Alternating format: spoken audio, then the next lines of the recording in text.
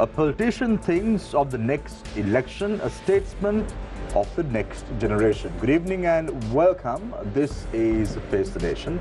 Our topic of discussion today is Road to General Elections 2024. We are just three days away from the all-important general elections, which is scheduled to be held on the 14th of November. And we've invited 4 guests to our studios this evening as well to discuss the way forward for Sri Lanka, including the manifestos of each political party. Joining us this evening on the show are Eran Wickramaratne from the Samika Jana Balawegaya, Kithsiri Manchanayake from the New Democratic Front, Swasthika Arulingam from the People's Struggle Alliance, as well as Nagananda Kodithuwakku from the United National Freedom Front. Joining us this evening to pose questions from our panelists, on to my immediate right is Shihar Ranis, as well as on to my immediate left is Nadeem Majid. Let's get the ball rolling today with Eran Wickramaratne from the Samika Jana Balawegaya. Eran, my first question to you is, even after having a bitter pill at the last presidential election by losing, why didn't the Ranil Wickremesinghe-Sajith Premadasa marriage work at the general elections that you are going to face on the 14th of November? The time starts now. Yeah, thank you for inviting me to be here. I didn't understand why you called it a bitter pill. People have... Losing always is a bitter pill, Eran. It depends how you actually look at a loss. Presidents have been elected in this country for the last 40 years, and they have been elected on a majority vote. This is the first time a president has been elected in a minority vote, right? And it's still a president, because even if you are elected on 30%, which is 1/3 of the voting population, which is what actually happened here, 1/3 of the voting population, 42% of votes actually cast. So you have a president in place. The question about really, the way you worded it, Sajith Premadasa and Ranil Wickremesinghe getting together, I don't look at it like that. I think this is more about people who share a common political philosophy getting together.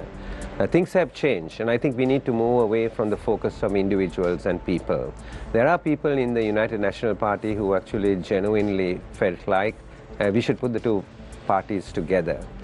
Unfortunately, the leader of the United National Party has been the leader there for 30 years, I correct myself, 1994 till 2024, it's 30 years. In a democracy, virtually anywhere in the world, you won't have a leader in a democratic party for 30 years.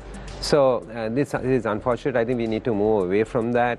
And internal democracy in political parties is not just an issue for one party.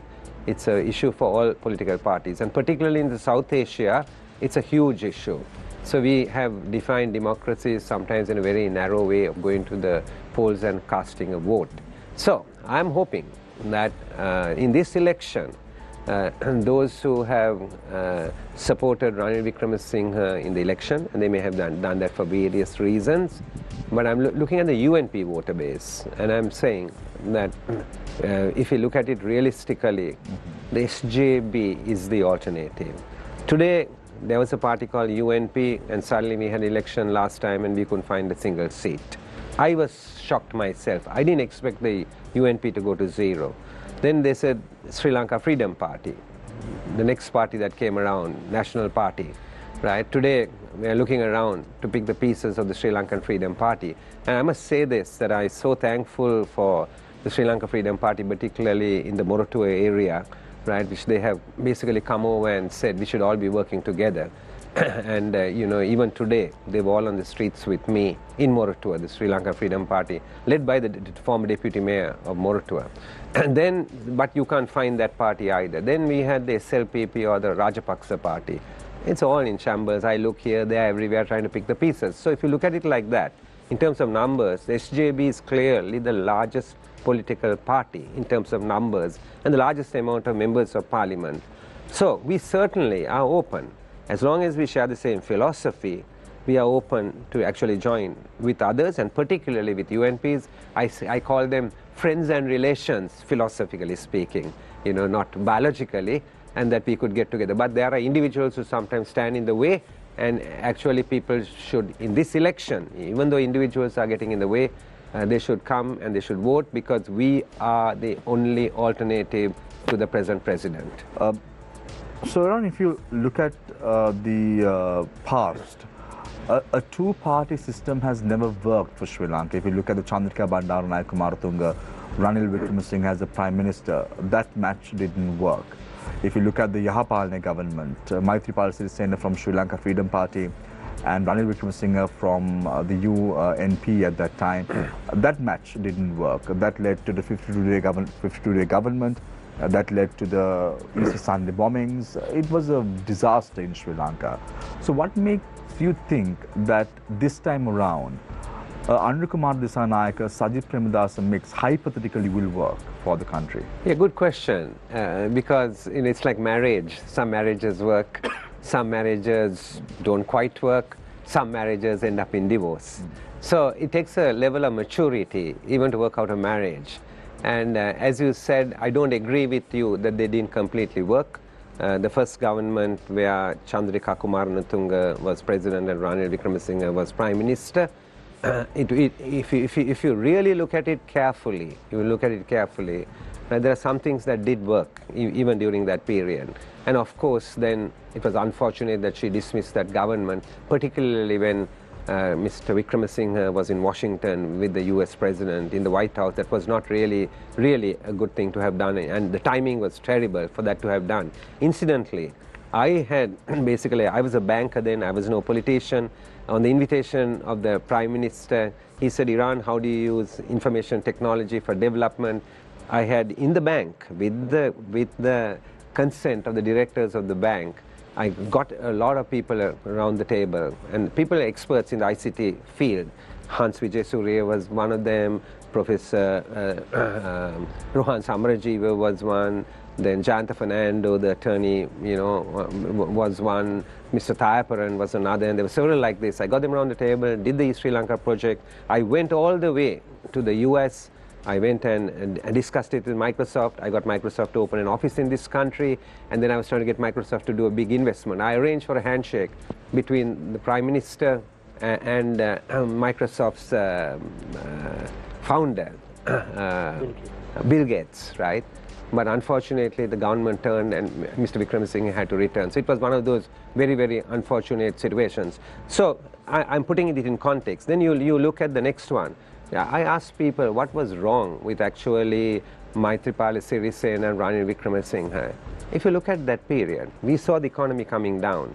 My colleague Mangala Samaravira was Minister of Finance. I was State Minister of Finance. We wanted to arrest the situation. 75 years budget deficits in the country. Primary balances, positive primary balances, where income was bigger than revenue was only 5 times. Out of the 5 times, 2018 and 2019 was 2 out of the 5 times in the history of the country. New Inland Revenue Act was brought. Revenue was increased from 10% of GDP to nearly 13% of GDP. Taxpayer files went from 700,000 to 1.4 million. Inflation flat. Nobody complained about cost of living. Interest rates flat during that period. So we had it. So if you look at it, when people say things didn't work, I don't completely agree. Of course, the Easter bombing issue, it's still under investigation. What actually happened there? There should be justice there. So some things, as I said, right, some things have worked less well, some things have worked better, some things can work better. But my point is this: there are many countries in the world, right? You take Macron more recently in France, from a small party becomes president of the country. Parliament might be, from different bigger parties, and you work it out to take the country forward. But this argument that if you come from 2 different parties, it doesn't necessarily work out is nonsensical. Right? What did Gotabaya Rajapaksa do? He came and said, these people are increasing the taxes. I'll bring the taxes down immediately. That's what Gotabaya Rajapaksa said. All around the country he went. My friends in the business community, I was an ex-banker, CEO of a bank. My friends in the business community, what did they do? They said, yeah, taxes are coming down. They got their workers to go and vote for Gotabaya Rajapaksa. And then Mahinda Rajapaksa went around the country and said, you now got a president in place. Same party, we need to have a government. Then only the country can flourish. Same party they voted in. You had a president from the same party. Right. You had a government from the same party. 1 year. And the country completely collapsed. the economy went bankrupt. So this argument that it necessarily, if you come from two different parties, it doesn't work out, that argument doesn't really hold. I believe in some things that Eran Wickramaratne SJB has said. He said, Horu Alleno, he'll catch the thieves. I'll vote for it with both hands because we want justice. We want people who are corrupt to be brought to justice. He said, rule of law. We are all for it. He said, constitutional reform. 30, 40 years, the JVP has been talking about get rid of the presidential system. Okay, you want to reform it, bring it. We will support it. So there are areas in which we can support the present president, for sure, on the things I mentioned. But on the economy, I must tell you up front, from the signals I'm getting, various leaders of the NPPs, and some are JVP, are saying contradictory issues. They're saying it on state-owned enterprise reform, on the public service reform, on various things. That is where we come in. While we support on that, I think clearly to take the country forward, we have the right policy, we have the better team, and we can actually execute it. Like we have to support him, he needs to support us for the marriage to work. Thank you very much, Eran. But very quickly, before I switch to Kithsiri, Eran, when I saw your name in the running list of the SJB from the Colombo district, I was surprised. Many thought that you would come from the national list of the SJB. Does your leadership want you to fail? Is that why you're running from the Colombo district this time around? No, in March in 2010, Mr. Wickramaratne invited me to take a seat in Parliament on the national list. He had invited me to take two other appointments previously by leaving my career in the bank, where I was CEO of NDB, the National Development Bank, and then I refused it. And then he said, this is the third time we're asking you, somebody like you need to take a seat in Parliament. And I'm thankful for his invitation.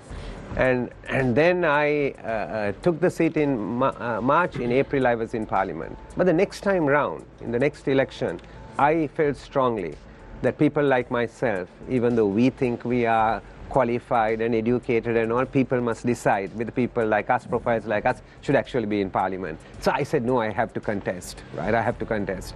And then they allocated me an area to organize, right? And I had little connection to the area to organize.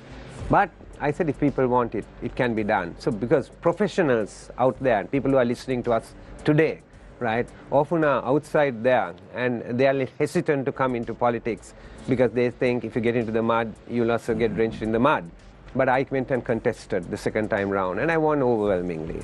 So the time after that, Sajid Premadasa said, I think that you should be on the national list, you don't need to contest in Colombo. And so I came on the national list because of that reason. I've always made it very clear that, if I want to remain in politics, it's good for people to endorse it. If people don't endorse it, we will quit. Right. Thank you very much, Eran Wickramaratne from the Samg Jana Balwega. I now move my attention towards Kithsiri Manchanayake from the New Democratic Front. Kithsiri, how many seats do you all envisage at the upcoming elections? You're talking about the overall country. Shamit, thank you very much for inviting me for this particular program. And so the question is, we wanted to get around 35 to 40. That's our target. So we can't exactly say that Colombo this much, Kampala this much, but overall we are looking for 35 to 40. That's our target. So you all have already accepted defeat at the upcoming election? I mean, just tell me any political party in the opposition not get the defeat. They all are saying that we are fighting for strong opposition. Yeah, Eran is very confident that his party would make the cut and form a government. But I want to ask you, if the NDF is of the opinion they're going to lose the election, why are you all contesting alone? Why don't you think contesting with the SJB would have given you an edge at the upcoming election? Yes, as Honorable Eran Wickramaratne correctly mentioned, that we wanted to come together. We all want to come together? Yeah, we wanted to come together. Who was we had series of discussions. But who was this obstacle? No, I mean, there's no, I mean, it's very bit unclear what was the real obstacle was, but we had series of discussions. Our deputy leader and other senior team were discussing with I think Eran also was involved in that. The news I got is, so it has come to one serious situation and one decision was to be taken. One is, so they wanted to come to symbol, we wanted to come, I mean, the UNP wanted to contest on the elephant symbol. I mean, I don't know if I'm wrong, you can correct me. And then our team didn't want to go to contest with telephone. But again, the latest stage, they agreed altogether. Then there was a problem with the leadership. Who's going to be the leader? If Sajid wanted to contest under elephant, he wants to come back to UNP and they want to get the leadership of the UNP. Right?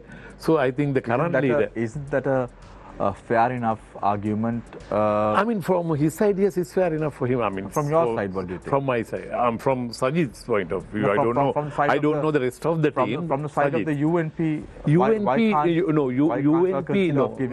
We didn't. To Sajid Premadasa? Not immediately, because, you know, Sajid Premadasa also the election at the presidential election. So you're trying to say that 30 years in leadership, Ranil Wickramaratne should be given another chance? No, Ranil Wickramaratne is ready to step down. I think you may tell that again, he was telling so many years that he didn't do. But he this time... Why not now?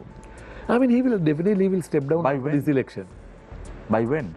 After this election? After this election. So you are very confident that after the 14th of November, we won't see Ranil Wickramaratne in the leadership of the UNP anymore? No, we wanted him to be there for a while, because who's going to be the leader? We have to select a good leader to lead the party. You don't have a leadership in your party after 30 years? Wait. No. You can get leaders. You can hire leaders from... ironical thing I've ever heard in this forum on Face the Nation. 30 years you all could find leadership. Listen to me for a minute. We don't want to get a person here and there and put as our leader. So we want to have a very strong leader in our party. Here and there. You all don't have. You all have some. No, that's why we have a breakaway group, SJB. So we want to talk to them. So we want to talk to our team and see the best person among it can be. I mean, I don't think it's Sajid. I don't be it's Ranil. There will be another new person should coming in. That's my feeling. Like someone like Eran Wickramaratne who's contesting from that we have to discuss with our. You're not even sure about him. No, hey, come on, listen to me first. So clearly I'm telling you, we wanted to, because we SJB and we want to come together, right? So when you come to the discussion table, we can't say, we are putting Eran Wickramaratne, I can't say we are putting this person there. But we will collectively discuss and come to a new leadership. I'm always looking for a new leadership. I'm just asking you, Kithsiri, because we've known you a lot. You've come on Face the Nation. You've expressed your views very democratically. I want to ask you, don't you think that a leadership of Sajid Premadasa won't help the UNP now? I don't think so now, because he lost there twice the election, and even for the last election, SJB team people say that because of him, since the last that's what I'm telling. Does it not Ranil, not Sajid. That's what I'm telling. We want to get a new person, right? So you have thought of a name. Yeah. We are in. It's in your head. We are definitely after this election. After that we are going to contest on the elephant symbol. We don't go for cylinder or any other symbols hereafter. We want to come back with very strong with the elephant, so that when maybe not Sajid Premadasa, it's not be Ranil Wickramaratne. Is there any external factors within the SJB or the UNP at this very moment of time who's not a politician, who's trying to pull strings within the party ranks? As far as I know, there's no such person like that. But the thing is, we have some people in our mind I don't want to disclose. I mean, from SJB and from our side also. So there are people. There are people. We want to run the party. Hirunika Premachandra coming on Satna just a couple of days ago said that the external factors or the individuals who are trying to pull strings within the party are no more in the equation. No. I just want to make sure that there are no individuals of that sort. I feel that she's probably aiming for now 2-3 names, but they are politicians, right? Whoever, I don't want to mention any name. They are politicians. They are not outside. They are within the team, within the group, and they are politicians. Whoever I can. You don't have to mention names. Yeah. Do you want to? I mean, that's mention a syllable or at least a No, I don't letter? know. Okay. Kithsiri, just want to understand. Yeah. I just want to understand. Kithsiri, you spoke about your party getting approximately 35 to 40 seats at the upcoming elections. If so, you all will be in a better position to form a opposition leader. Who is that opposition leader going to be? So, Eran Wickramaratne. Not Dinesh Gunawardena. No, our proposal is for Eran Wickramaratne. So the UNP we need new would back- faces, new people, new leadership. The UNP would back Yes, the name Eran of Wickramaratne to become the opposition leader because we always talk about the new people, new faces, new leadership. So why you don't go back to give it to another person? So we always propose. Kithsiri, it would have been better if Ranil Wickramaratne stepped down after the presidential election and given that leadership to whoever you say. And when you all went on the 14th of November to the elections, you all would have been in a better position to be a formidable force at the elections. Don't you think that you all lost a big opportunity? Shamir, probably you may have remembered you asked the same question me way back in 1920. Soon after we lost the election, after 2020. Somewhere around that. Yes, but the thing is, see, if Ranil Wickramaratne left at that time, right? So what has happened to the country? Who's going to take over the country?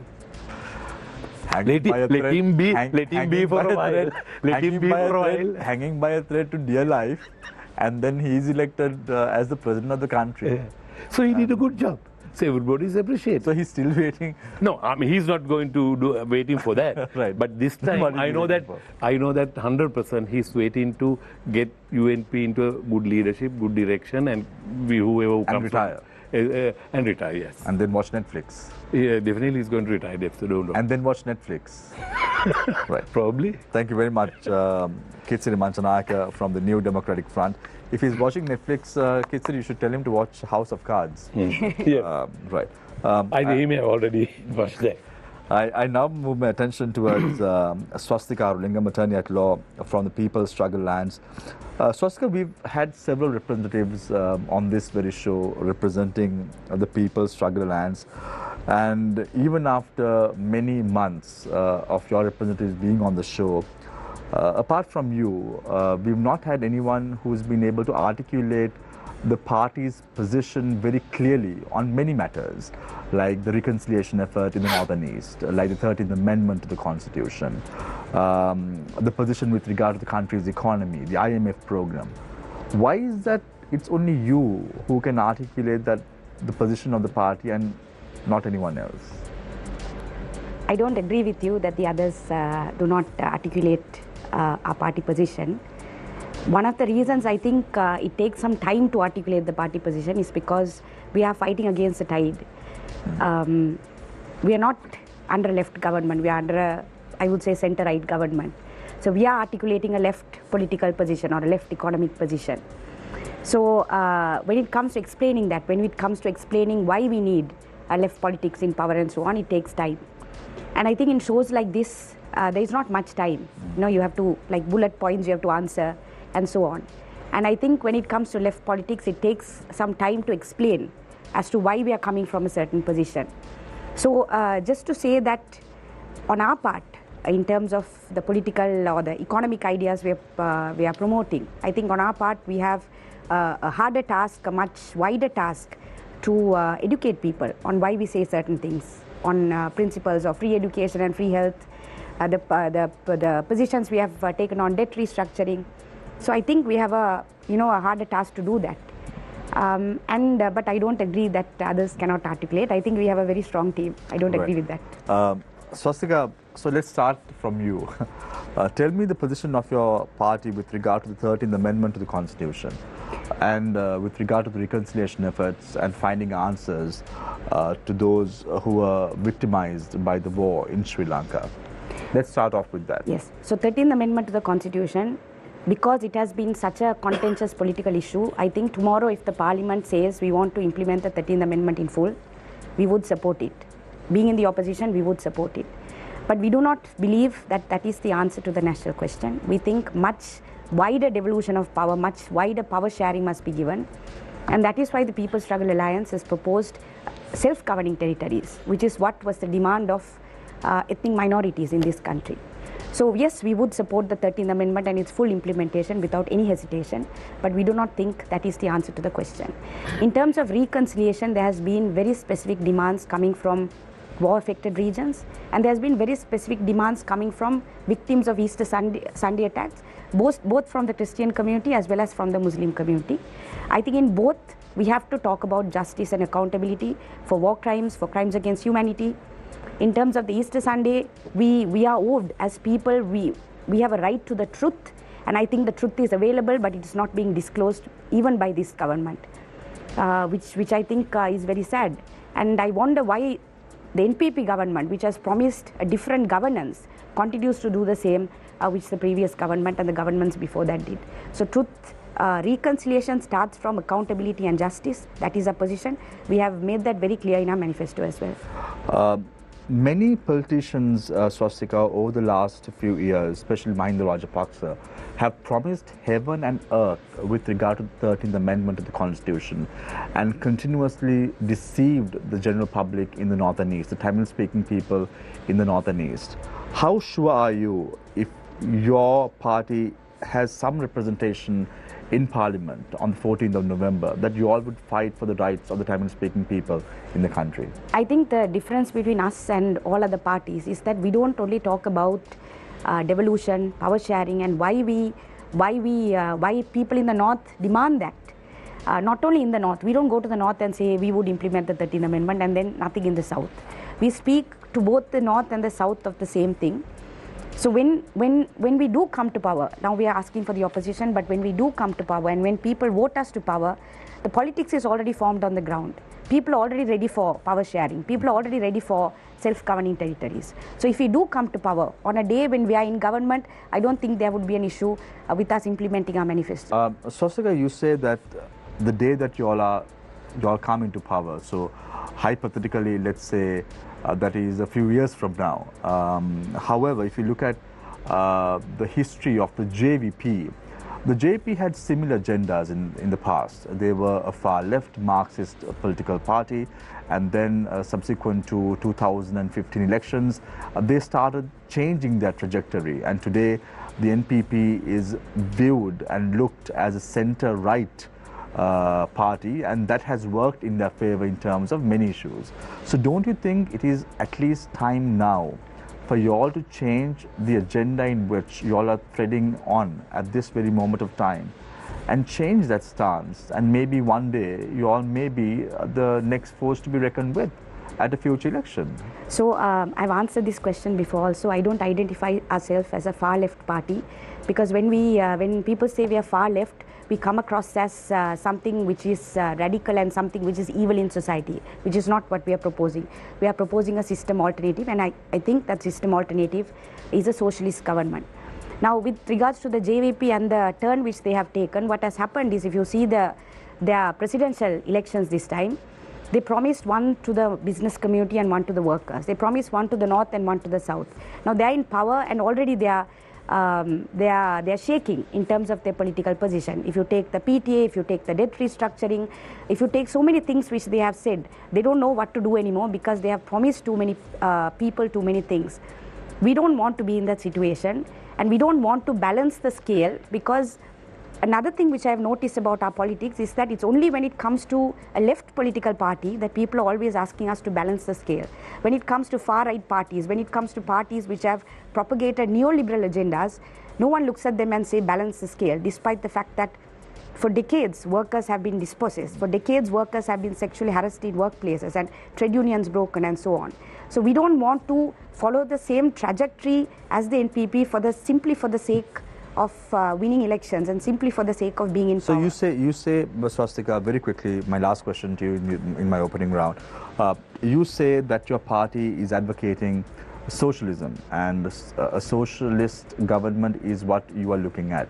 But if you look at the countries in which advocate socialism, China, Cuba, Vietnam and Lao People's Democratic Republic are the only 4 countries that are practicing socialism today in the world. What makes you think that Sri Lanka is going to be one of those countries under your watch? We don't think Sri Lanka can be compared to all 4 other countries because our socio-economic historical progression is very different. We also came through colonialism like some other countries. In terms of Cuba, since Cuba keeps coming up in this program, the reason why Cuba is in a state of crisis, and I think I need to answer this, is because of the embargo imposed by the United States. And we as a third world country, I think, should not sit with the United States or stand on the side of United States and bully Cuba. We should show solidarity. We should help lift the embargo, because that is one of the reasons the country is in a state of crisis. So that is also one of the things which we are proposing in our manifesto, third world solidarity, which is important. But in terms of answering your question, any good thing which has happened in this country, whether it be free education, whether it be free health, whether it be electricity connection for all of that came from a constitution which said Sri Lanka is a socialist state. And it is there where the ethos of this country was developed. So I don't think we need to look at other countries. Of course, there has been countries which have gone into dictatorship. We need to analyze why that is. But we are proposing for a socialism, but a democratic socialism. So it's not a dictatorship which everyone is worried about. You know why we bring Cuba as an example. The trade embargo on Cuba was imposed by the United States in 1958. And between 1982 and 2015, the United States government designated Cuba as a country that was aiding terrorism as well. Just to give some history. Can I just respond to that? Can I just respond to that? Just to give some history. Can I just respond to that in terms of? I'll give you an opportunity, Swasthika. So in Cuba terms of United States designating countries, I want to respond to that. But Cuba is not the best of examples, because if you look at the health system in Cuba, it's very good. You know, today in the world, Cuba is fighting dengue. Yes, and in fact, it helps Sri Lanka as well. And they've helped Sri Lanka many a times when the spread of dengue has been very rampant in the country.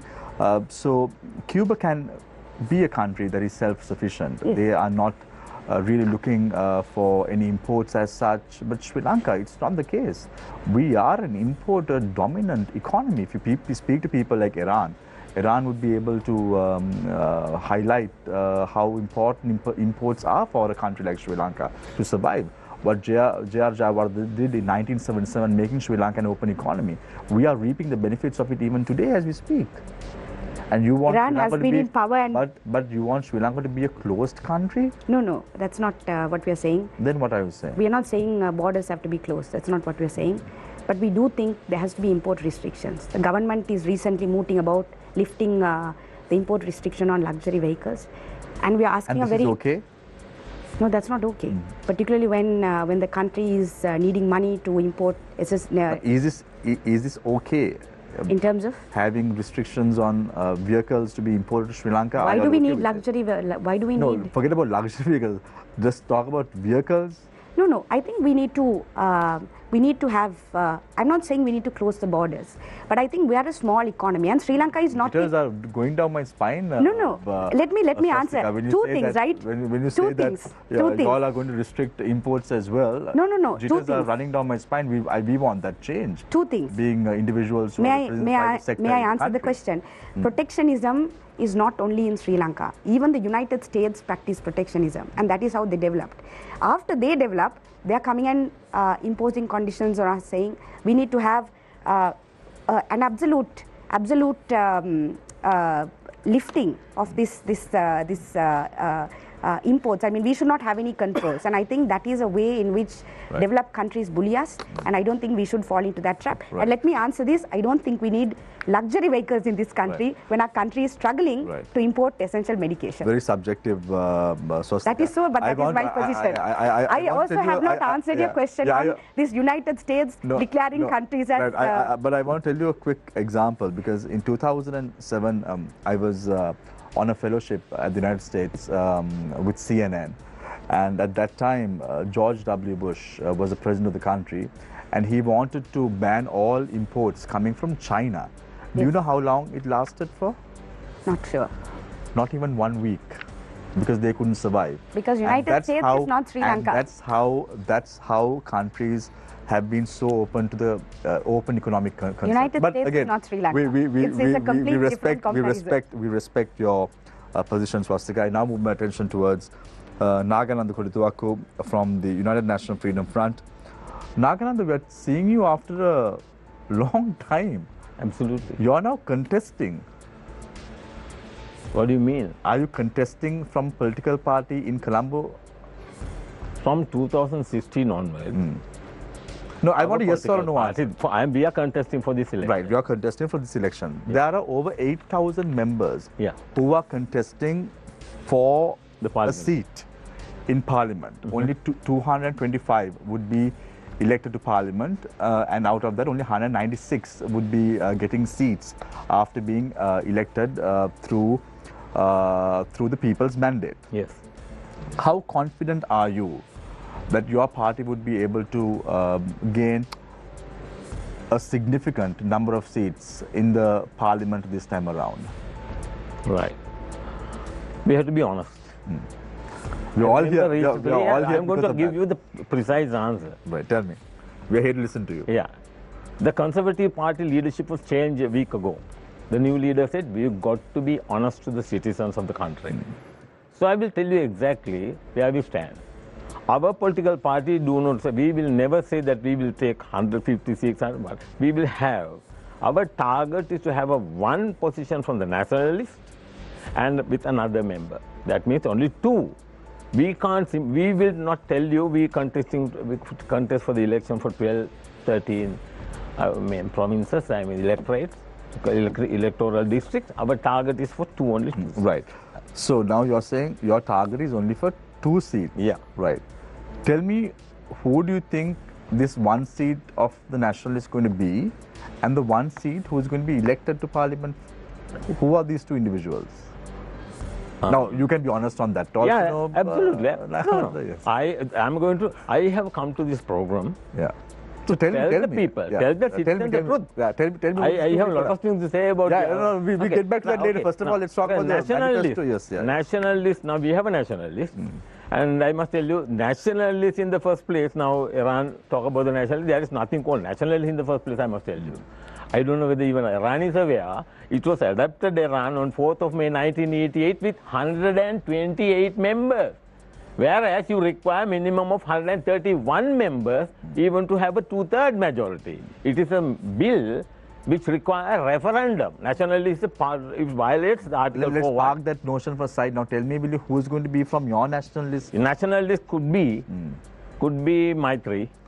So right? Maitri could not contest the election. Yeah, but nationally, you know, this is the Ambika Perra did not even contest the parliamentary election. It's a so your party is also going to be not all that. the old other parties who are trying to take people from the back door. No, I won't say that to you. Then but we have Professor Lalit De Silva. So now you said Maitri Guna. No. Now you're saying I know. We have 2 people. We will consider at the right time. Lalit De Silva, who contests for the presidential election on the party, is one option. The other one is maybe Maitri. Right. And the other person who is going to be elected by the people could be Nagananda. Right. Okay? So if you're the one who is going to be elected, Nagananda, you must be able to tell us a little bit about your party's manifesto. Yes. I want to ask you about what is the position of your party with regard to the IMF, because this is something that has been discussed very extensively at the moment. We saw the manner in which how the NPP government is still speaking about it, but nothing concrete yet has taken place with regard to the DSA renegotiations as well. But let me understand, what is the position of your party with regard to the IMF? A lot of people, you know, for 76 years, our leaders have failed this country. And Sri Lanka now has declared bankrupt. We are not going to pay our interest or the loan installment up to 1998. We know all that. We know all that. I want to tell you, I have an option. We won't believe the IMF as the answer to this problem. I had a discussion maybe about 2-3 weeks ago, and I said there's option. What is the option? Option is, you know, this Russian Federation. Russia, they have over $300 billion freeze in the Europe for their oil, petroleum and gas. So after I had a discussion and program, and I saw articles written in the media, and we can enter into a kind of agreement with Russia and also with China and Japan, and take over this liability. You know, even the European countries, whenever there is a situation like this, there's a loan consolidation system. We can ask these countries to take over the entire IMF loan. Nagananda, just want for our viewers to understand. Were you in Sri Lanka during the last 5 or 6 years? Were you traveling? No. I was in Sri Lanka as well as in the UK. Yeah. Right. Okay. And the UK as well, right? Yeah. But most of the time you were in Sri Lanka? Yes. Right. You're not a dual citizen, are you? No. I have given up my British citizenship. Right. Okay. Right. So you're not a dual citizen. You have been in Sri Lanka for the last 5 years. Yes. Now, if you would have noticed, Nagananda, the Mahinda Rajapaksa administration was very close to countries like China, was very close to countries like Russia. But when Sri Lanka was on the brink of bankruptcy, when Sri Lanka went with a lending hand, with a begging bowl to these countries to help, none of the countries came to help Sri Lanka. That's a reason. China didn't come. China was demanding, making a lot of demands. Recently, because of the Chinese debt restructuring, the debt restructuring process in Sri Lanka got prolonged. They went to Russia, but Russia was at a conflict at that time. If Russia helped Sri Lanka, then there would have been a problem with sanctions and all that and more. You think Sri Lanka can be in a position to be isolated at this very moment of time? Just because the Russia and China did not help Rajapaksa, you can't say that they will turn a blind eye. They will help Listen, you can't. That is why at the very beginning I said you got to be honest. Rajapaksa is an utterly dishonest man. He let down the country and the people.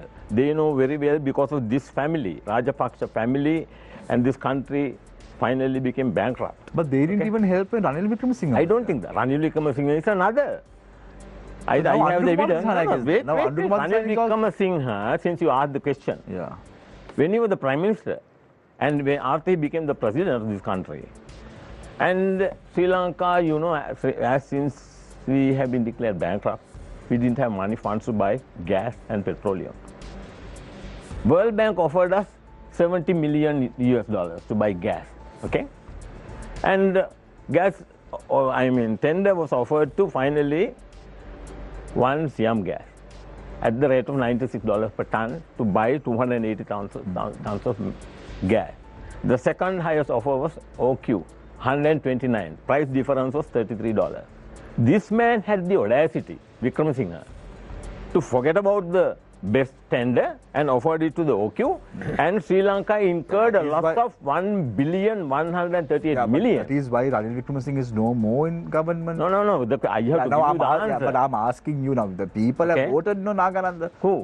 Now people have voted at the last presidential elections. Right. Now the president of this country is Andukumara Dissanayake. Yes. So are you trying to say that Russia and China won't help Andukumara Dissanayake? That is because now they should have had their whatever the program with them, they should have a program in the beforehand. Who would Russia and China help then? You can't say that. Whatever the you can't compare Russia and China with the West. And all other industries in the petroleum and even the steel corporation, fertilizer, and a lot of industries offered. No, but don't go circles. No. You can't just because you may have some. I am tendency toward West. No, I don't have any tendencies. I am trying to have a tendency to get answers from you. But I say, Nagananda, now by doing that, aren't we breaching our neutral foreign policy, non-aligned policy? No. Why? It is not so, because now we can see very well. We discussed before the program about this issue. What I wanted to tell you, the World Bank and the IMF, they have no idea. They will never help Sri Lanka to get out of this mess, right? They prefer us to be completely destroyed, giving further and further loans. Right. And which we cannot. Okay. So I want to open the floor for questions from Shihar as well as Nadeem. But I have one question, Shihar. to Eran. Eran, is this true? Because now you've been a banker for a long time, and your party has been advocating going to the IMF on many occasions.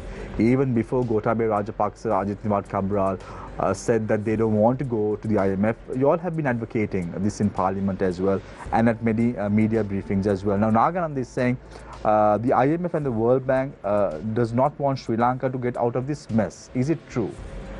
No, I think that we need to understand this in context.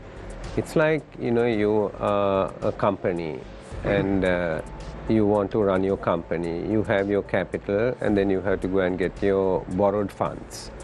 And that will depend on your liquidity ratio. Based on that only they will decide how much borrowings to give you depending on the amount of money you are putting yourself. That's how banks will decide.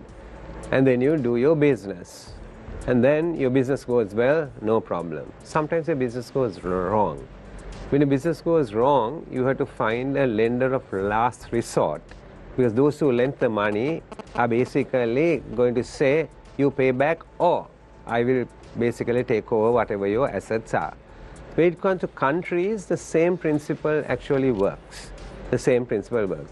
If you have run your macroeconomy well, and you have managed your budget well, you don't need to go to the International Monetary Fund. You can just keep away from it. Countries that go to the IMF normally are countries which have really messed up their management and their macro management and monetary management. They have messed it up. That's why they go. Because the moment you have messed it up, you are isolated in terms of global markets and financial markets. Nobody gives you debt.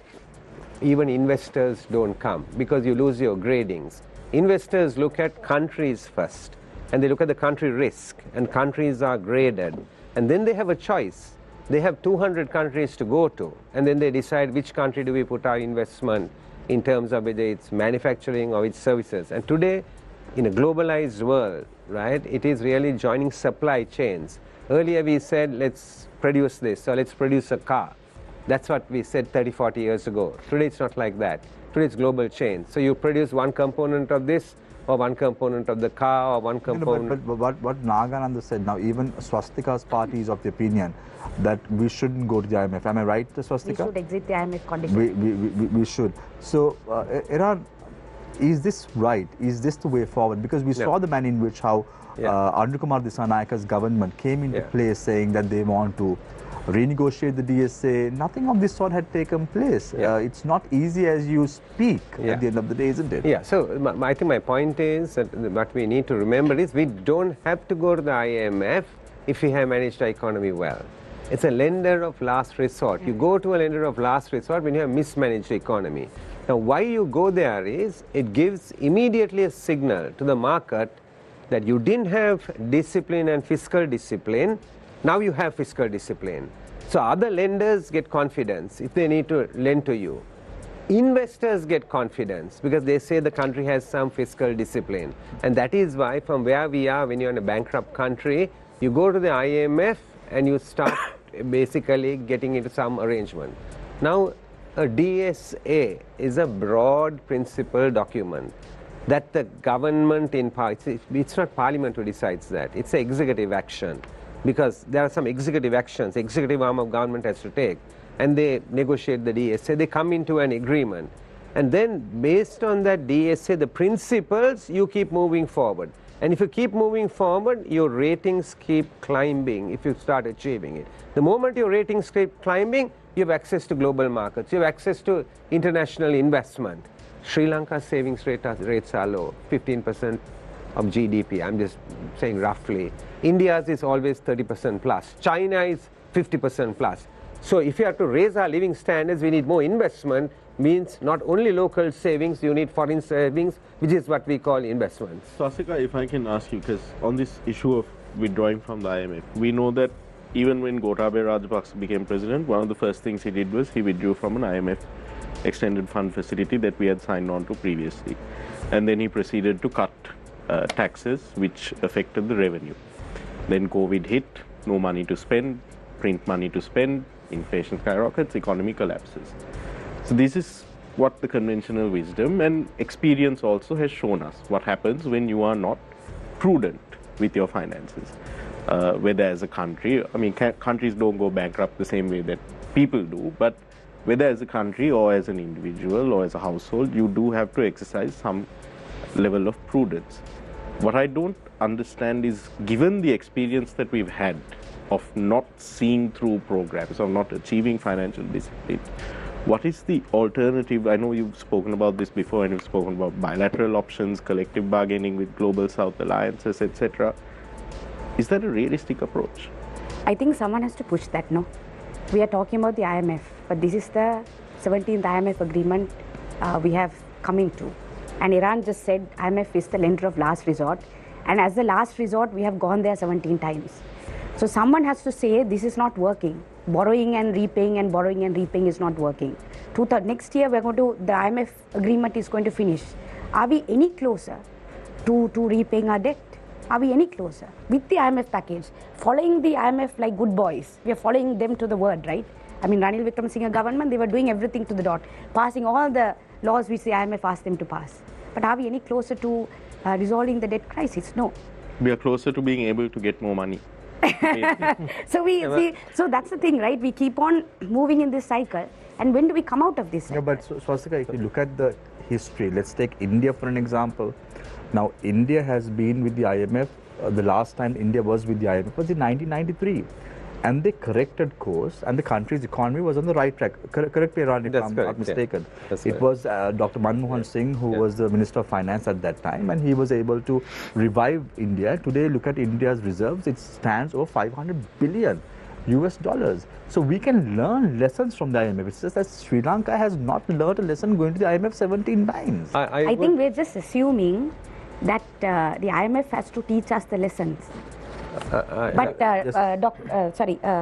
Iran. I'm so sorry, Iran. What you just said is about what you said, right? When Gotabaya Rajapaksa came to power, he started cutting on taxes. We don't need the IMF to tell us if you cut taxes, we're going to go into a state of crisis. So this is not about learning lessons. He withdrew from the IMF program and then cut taxes because he couldn't cut taxes while being in the IMF. But the thing is, we don't need IMF to tell us if you cut taxes drastically. So what I want to, so this is my question right now. You all want to, what is it? What is it that you want to do that you cannot do within the IMF agreement that makes you want to withdraw from it? Like, what kind of economic interventions are you all planning? Whether it's you or I know that. Let's say, since you've described yourself as the left opposition, I know that there's also the Socialist Equalist Party that is saying that y'all are not left enough and a fake left. So, what do the left-wing economics, let's say, not so much left-wing in terms of social practices, but the left-wing economists, what are the interventions that they're planning to undertake that they cannot do within the IMF program right now that they want to exit? So Gotabaya wanted to cut the taxes. That's why he withdrew. Yes, let me answer that. You said you had shivers down your spine when I said cut the, restrict the ban on luxury vehicles. Not luxury vehicles. I didn't say that. You just put those words. I didn't say that. I said luxury vehicles, right? So right now we have a current account surplus, and that did not come because the IMF intervened. It came because we have import restrictions. So that is one of the things which we are going to push for. Prudent import restrictions is one thing we'll push for. We will continue to push for taxation, but not the way the Ranil Wickramaratne government has done, not on essential food and so on. But for instance, we have been looking into wealth tax, which the IMF proposed, but is not pushing for, because wealth tax also touches on the elites and so on of this country. So we will be pushing for that. I think it was proposed into 2025 budget. It was proposed, but nothing has been done yet because So what I'm saying is people have been proposing this, but people don't want to do it, and they put various arguments saying that it's too complicated and so on. But my issue is when you tax essential food, that is not too complicated for you. When people are starving, that's not too complicated. So that is where we are coming from. When we take a working class position, people say, oh, it's too complicated, it can't be done and so on. But it's okay to starve people in order to get the country out of this crisis. We don't agree with that position. So, Eran, you wanted to say something? Yes. Add to that. I'll give just to say one thing. Yeah. You mentioned about the Yahapalne government, but it is also true you borrowed heavily during the Yahapalne government. So it's not, since you're in this show, I'm saying this responsibly. It's very easy to put the entire burden of the debt crisis on the Rajapaksas. Of course, they managed it badly. But the onus is also on the Yahapalana government for borrowing so much that we ultimately went into the debt crisis. And you were the State Minister of Finance at that time. Yes, so you have to take responsibility for that. Yes, and I take full responsibility. I'm so glad that you raised it. And if you go and look at the research that has been done and published even by Verity Research and all, 89% of all the debt taken was to pay and service the debt taken in the previous period. 89% of it was taken for that. So I'm glad that she raised it so that I could clarify it. And we were going into an election, and after an election there's a period of uncertainty normally. And what do you do when you have a period of uncertainty? When the certainty prevails, you make sure that your reserves are held high. What people don't really say is the reserves were at the highest when we handed over the government at that point in time, more than 5 point, I can't remember exactly, 7 billion or whatever. So I'm saying that... Through borrowings. That's right, that's right. So that's not sustainable, that's precisely what I'm saying. No. But when you go into borrowing with... No, you're missing the point. I'm not missing the point, but please proceed. No, I'm not missing the point at all, but no, you are, because let's give Eran a chance to respond. I'm just from a financial management point of view. You have taken the debt to repay debt, because that's a given. It's nothing to do with me. It's been coming down the line for a long period of time, and Sri Lanka has to service their debt, because otherwise the country is declared bankrupt. And that's what most of it went into. And if you look at it carefully on our expenditure side, particularly I was very sensitive to the issue of governments had been borrowing for hard infrastructure projects, airports, ports, highways, roads, etc., etc. And the benefits to the public will come only 30, 40 years later. You take the debt and you have to start servicing the debt in 5 years. So you have a liquidity crisis is also evolving and developing, and we don't need to allow that. Then if you take debt, even as a reserve, even if you're running a company, if you take debt as a reserve, you take it in a stable period, because an unstable period might be following. As long as you keep it in reserve, you're okay, because you can always pay it back. If you utilize it, then certainly you have a financial issue. So I was just making that as a clarification. The other point I'm making... On the IMF, you wanted to say something. Yes. The point I was trying to make on the IMF is, I think countries go there because we have badly managed it. And there's a tendency in our country, without really accepting the fact that we have badly managed it, we're always looking to blame external parties. I mean, I'm making that as a general statement. It's the IMF, it's the World Bank, it's the Asian Development Bank, X, Y, Z, and we have really made bad decisions. So even, as I was saying, even on the emphasis on infrastructure, I think there are things that you and I might agree on. I would have taken that money and actually put it on human resources. Because one of the unique selling points for this country is our geographical location. Because we are a little island on the fastest growing subcontinent in the world, India, Pakistan, Bangladesh, Nepal, Bhutan, Maldives, and we are the gateway. But the other USP which we need to develop is really our human resources. Small population, everybody should be given education, a higher education, reskilling and all.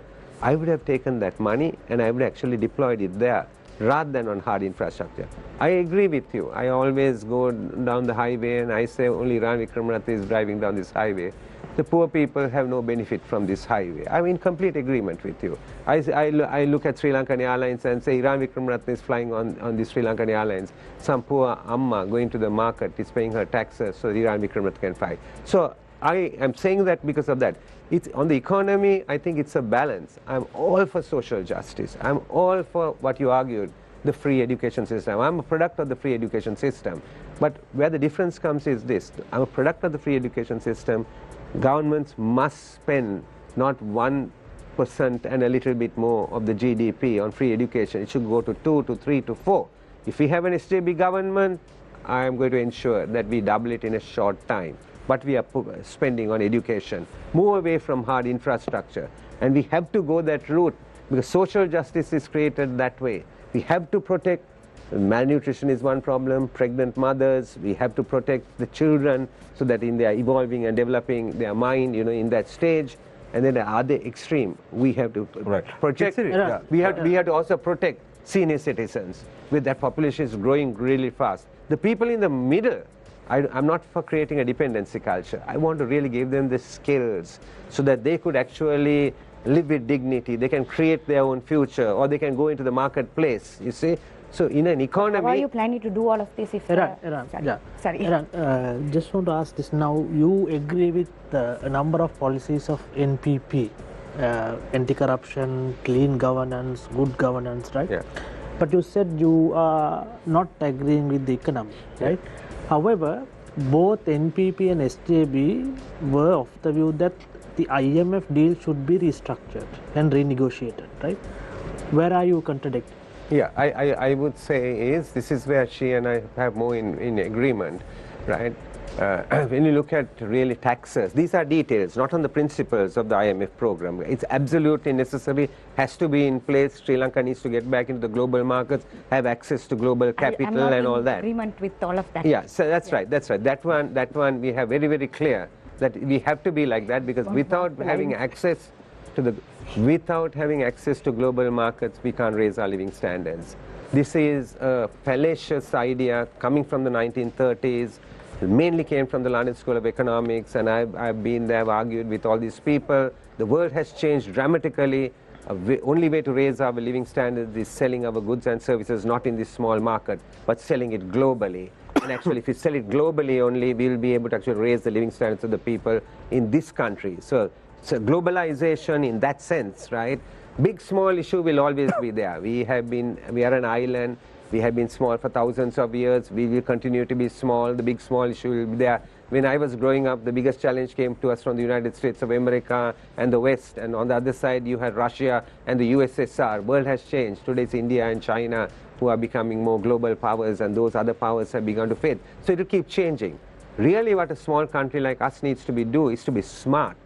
We are going to win only at the negotiating table. We are not going to win by size. We are not going to win by building armed forces. That will never happen. Armed forces, we have invested in armed forces and all. Externally, armed forces are really largely to be used externally. For a small island state like us, it doesn't really help. Today it's technology and intelligence, even if you look at the armed forces, where investment really must be in. And rest is at the negotiating table. How do we, whether we are dealing with the IMF, whether we are dealing with the World Bank, whether we are dealing with China, whether dealing with India, we have to get into actually a win-win situation at the negotiating table. And we can. So that is why I'm saying we will invest in soft infrastructure. We will invest in every child having a higher education. Now the question is, on the taxes, because you asked on the IMF, right?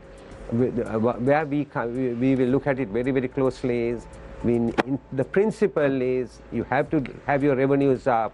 If you are giving relief, like for example, I've always advocated, honest people go and do a job. They get into a bus or a train, they travel on very poor public transport or a van, they go to a workplace, they earn, they look after their family, their kids, their parents, their grandparents, they live with dignity. And what do? The tax-free slab has been squeezed. Right? We will increase the tax-free slab so that people could live with dignity. They don't have to depend on the state or anybody because they are earning. But then we have gone and taxed them. We will bring the tax rates down as well.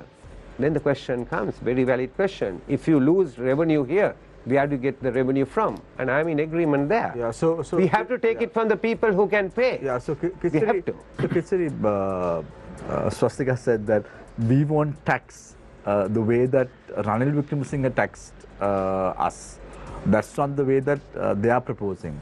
But if you look at the tax structure also, Kithsiri, now this is the time that you have to file for your returns for next year. And most of the people that I speak to come and tell me, Shami, look at the way this taxation has been imposed. You have a fixed deposit and you get a return on that. And if that return accumulates to the amount of money that you're making a month, you have to pay a 36% tax, apart from the 5% withholding tax. What is this taxation? Did you all try to kill the people and squeeze them to such a rate just because of the IMF wanted some revenue generation? Shamir, yes, we know yes. that. Wait, listen to me. So you don't take one word and give an answer, right? I'm telling you. Yes, we know that. We know that it's very high. right? That is not Ranil Wickramaratne personally wanted to tax this fellow, the countrymen, and they run them down. This is basically what has happened to the country during that period, Aragale time, and I mean... don't say about you all been governed. Yeah, let me tell you, give me 2 minutes. Yeah. So, that time, anyway, we went to IMF. So, those are the conditions given by IMF. I know whether Ranil Wickramaratne, like or not, some things they have to implement, right? But he clearly mentioned that go like this year or 2 or 1.5 years, but in 2025 we are going to cut down the slab. They are going to cut down the slab and taxes and all, but we have some plans also to do. But we had some sort of a roadmap. So, Mr. Manchanayake, that roadmap, now you say by 2025 there was a plan to cut down taxes. Now we saw the SJB, Mr. Wickramaratne, as he has outlined just now as well, very clearly said this is how much we're going to reduce it by. This is going to be the tax slab, but this is the 1% at 100,000, and then you're going to make it higher at the higher side.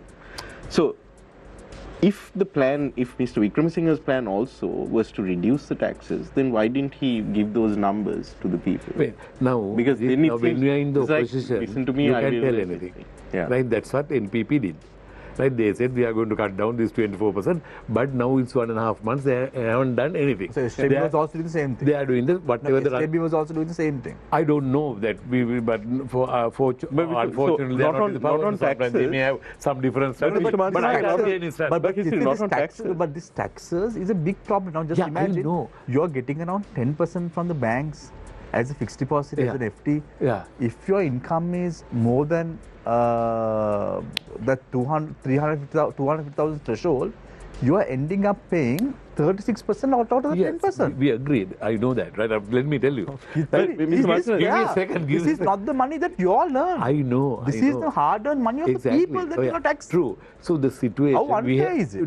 True. It's very unfair. That's I know. What I am trying to say is that's why we had a very tight period and we are slowly coming up. So now the main topic on the stage during the presidential election, even the SJB, mostly in NPP, they said they are going to immediately in following day, once they come to power, they are going to cut down the taxes. They had a series of discussions with IMF.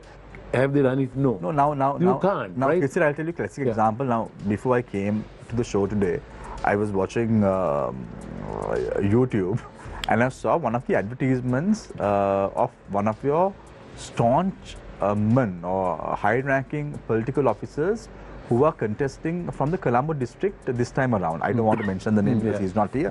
But I'll just tell you what the advertisement said. It said, I know it has been hard. I want to create a Colombo where the people could live a good life. Now, is he so oblivious to what is going on in the country? Wasn't he someone who was very close to President Ranil Wickramaratne? I know whom you are referring to also, that advertisement. Oh. No, I have seen. I also don't want to tell the name. Right? So, because the advertisement, I have to be the advertisement, right? Is he so oblivious? Is he so oblivious? Yeah, right. Tell me, right? So, that is the thing. Now, there's an SJBs in this side and the NPPs, now they are in the power. So, with that was the main topic and that's how they attacked us in a big way for the Ranil Wickramaratne presidential campaign. But any single penny on taxes or petrol or living, cost of living, have they come down with anything? Now, health crisis, where they took money is okay. Now, the incident that Nagananda said about gas, that was okay. Swindling money in that way is okay, but taking innocent people's power. I want to answer that also. But he's saying... But now, health crisis, where Minister Eran Wickramaratne was released on bail, where over 1 billion Sri Lankan rupees was swindled, it was okay. All that is fine. There is no problem. And you all want a mandate again to do it? No. I said no problem. But this gas issue, have they proven it? So they are going to court. No, you can't say that. Why I can't say that? No, listen. You can't simply bluff the people here. It was taken to the court and the court was asked and the application was made to maintain the status quo.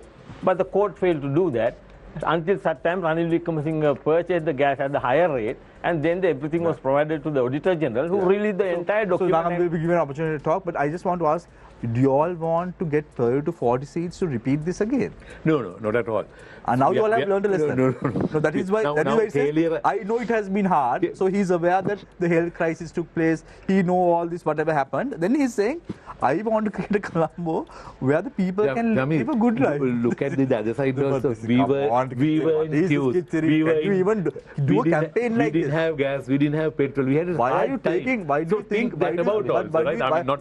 So you're saying because we didn't have gas, we didn't have petrol, we didn't have electricity, you can bring substandard medicine to the country and inject it on the people? No. Is that fair? No, we said that is wrong, completely wrong. So that is probably he may have done it. So there is in the court, it's in the courts. So he may get the punishment But for you all that. advocated it, no? The head of the cabinet at that time. I mean, was you Ranil can't Wickramaratne. tell like that, right? So that is there are because we are governing. We are real UNPS. Were not in the governing. So Ranil Wickramaratne took office as a person, right? This person was more powerful than a minister. But he made it clear, no? He don't You know have a this leader. person, no? Sorry, You know this person? who said don't have leader? You said that is why you kept him, no? Who? Ranil Wickramaratne. Where? You said that we still Tell can't me, find the right it's man. not clear to me. Tell me again. No You leader means. you said, So former no one president, to lead the former party. president Ranil Wickramaratne is our leader. Yeah, you said but still we can't find So the we right are looking person. for a new leader. The after- reason even after is 50 he's years, getting you can't old. find the right He's man. getting old. We need a new team. So that's obvious. So That is why we are bankrupt. No, we can't find the right he people at the himself right says place. that he himself said now he wants to retire. So that's why we are saying. No, so we have few people. Now that's you why we can want- see even your party symbol also Mr. change to Nagananda, gas cylinder. let us do, will you? So in your party, you can't do anything. Both of us will get together and we'll form a let good us leadership. talk. No point. So We should Basically, if create you all both topple your leaders, you all can find common ground. irrespective of parties, Iran. we should create a new political culture. yeah. And the culture should be like this as well.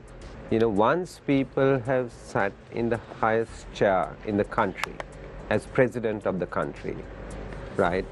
I sat in the highest chair in the commercial world, public quoted company, CEO. I won't go back to that company and sit in another chair. That's the culture that's there in the private sector. But here you sit in the highest political chair in the country as president of the country, right? Mahinda Rajapaksa, Maithripala Sirisena, Ranil Wickramaratne. So Ranil Wickramaratne is not going to contest. Ranil Wickramaratne. No.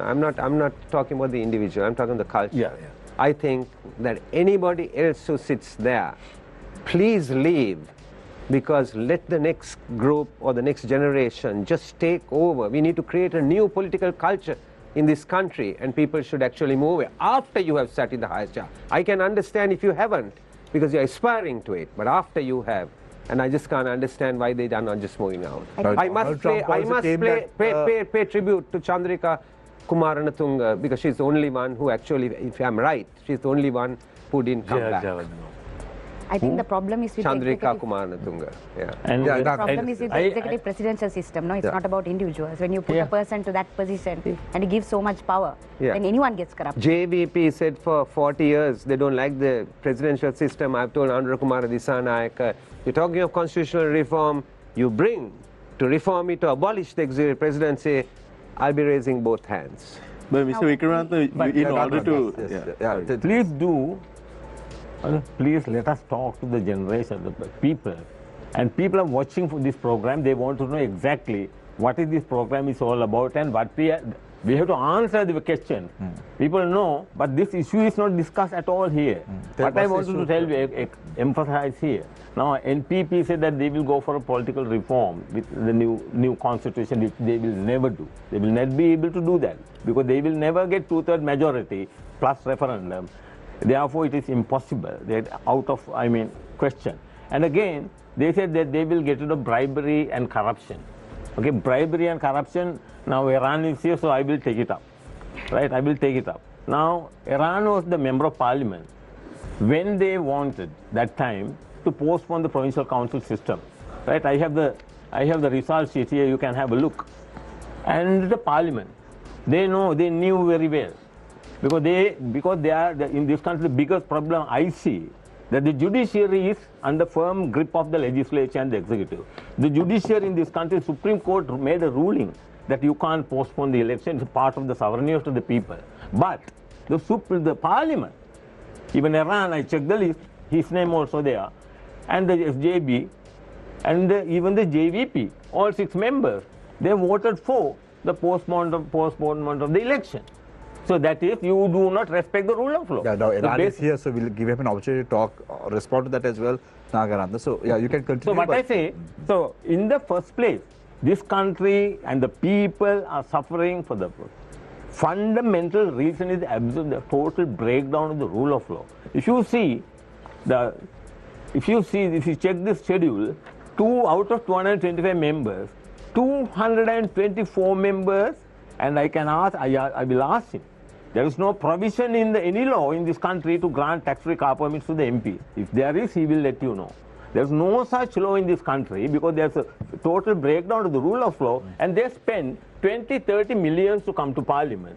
Okay? After that, and you can see that I can remember one MP, I don't want to mention the name, he was going behind Eran Wickramaratne and asking, sir, get us tax-free permits, sir, we need some money. Why? They get the permit today, sell it on the following day, and rob 33.5 million rupees each. Here, this schedule, and the last month, 26th of September, I asked the Treasury, General Treasury, because this has not been... So this MP who was going behind Eran Wickramaratne, he is from the New Democratic Front, or is he from the SJB? No. Eran Wickramaratne. No, you said there's an MP going behind Eran Wickramaratne asking for tax permits. Yeah. Was it from the SJB or was it from another political party? I still didn't get your question. No. You mentioned that an MP was running behind. Going behind Eran Wickramaratne. Yes. SJB. SJB. He said that, sir, please give us a car permit because we need funds. Because we spend money for the election. I won't. If you want, I will mention the name, Marika. Right? He said that we want a tax-free permit. Now here you see 224 members. The citizen is... Nagananda, you have to take responsibility for whatever you are saying. Otherwise, I won't make this statement. Last 26th of September, Eran, General Treasury issued a statement. And they say, until and unless the Parliament, the schedule of tax-free permits published in the Gazette and approved by the Parliament, all these vehicles are subjected to government duty, that is custom duties and other levies. And I asked them, I can show you the document received from the General Treasury said, and I asked JVP leadership, General Secretary, I said, you have only robbed 30 million rupees, 6 members. Whereas, I must tell you, Eran, one member from TNA has robbed 45 million for that, sold the permit for 45 million. And how come a country succeed? How come such a get out of this mess? Until such time you restore the rule of law. Yeah, just to understand, Nagananda, so you all are coming to Parliament to fight corruption as well? Basically, no. In the first place, do you have a judicial review in this country? That is why, when there is no judicial review, they can pass any legislation in the Parliament, the judiciary is helpless. She knows very well, once the act is, any bill is enacted by the Parliament, judiciary is helpless, you can't challenge it in the court of law. Whereas in the British time, when the Ceylon Constitution order in council... No, okay. So I just want to understand, why do you all want those 2 seats that you spoke about in Parliament? What sort of changes do you all envisage to achieve? Right, great. In the under the current climate, okay, in the Parliament, nobody, because they got used to this corrupt system, they don't want to restore the rule of law because they have been benefited from this system for a longer period of time. So first nobody wanted to restore the rule of law because they know if the rule of law is restored in this country, judiciary will intervene. Right. And so you all want to restore the rule of law. Yeah. Point number 1. Okay. Point number 1, you all want to restore the rule of law. What else? And get rid of corruption. Until such time you restore the rule of law, you can't get rid of corruption. But it's the same thing. NPP is also saying, what's the difference? No. How come the MPP do that? You can see all 6 members of the MPP, their names are here. They also have robbed, through their car permit system, they have robbed. So Eran, yes, you can respond. Yeah, if I could just respond to some of it. Legislation is brought in Parliament, right? And when legislation is brought in Parliament, right, you vote right, after a discussion in your party, you don't vote as individuals. If you are in a company, and you will understand this in a corporate, you are the chairman of the board, everybody is board members, I am the CEO of the company. And I have been in that position as a CEO of a bank. And then I would come and make my case out here. And once a case is made out, a decision is taken, and the decision that is taken is a collective decision, maybe different to my own decision. You are allowed a free vote only on issues of conscience. And this needs to be clear how a system works. Often people haven't been in the system to really understand how a system works, right? So when a law is what, and I agree in one very important principle, sovereignty of the people. I completely agree that elections shouldn't have been postponed. Elections should always be held in time. I completely agree with the idea that even better to specify the election dates that nobody can interfere with. And I also agree with the idea that there has to be post-enactment judicial review, because the courts have to be the check and balance on Parliament. They have to be, and there's no way. So there have been shortcomings, I agree with it. But I want to also comment on these benefits for members of Parliament.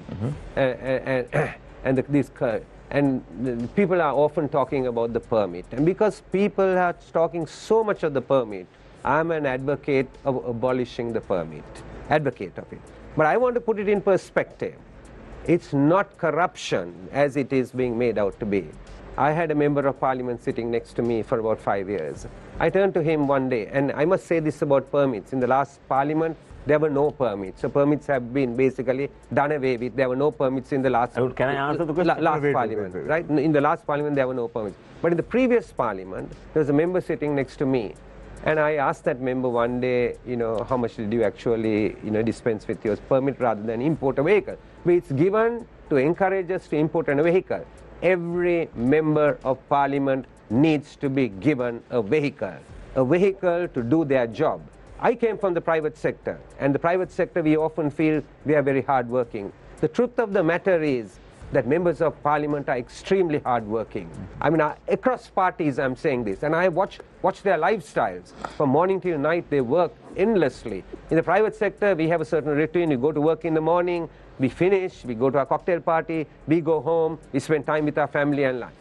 Members of Parliament are not like that, public figures. From 10, 11, 12 in the night, they're still at work, or they are visiting people, or whatever that they are doing. So they need to be given a vehicle. As you know, in the corporate sector, you give them a vehicle. I'm an advocate of giving them a vehicle to use rather than giving them a permit, so that when they finish their job or they leave their job, the vehicle is returned back to the institution. I'm very much for that.